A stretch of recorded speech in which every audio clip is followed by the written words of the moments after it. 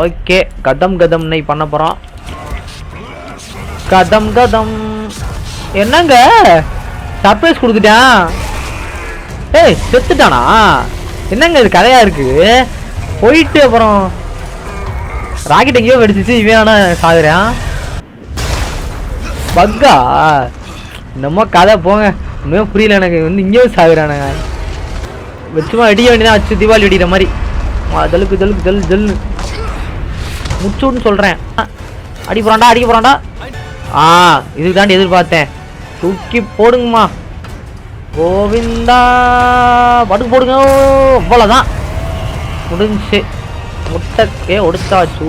Omelette போட்டாச்சு. சொருகு தூக்கி சொருகு. அவன்கிட்ட சொருகு. அவன் பொருள் எடுத்து அவனே போடணும். போட்டோம்ல.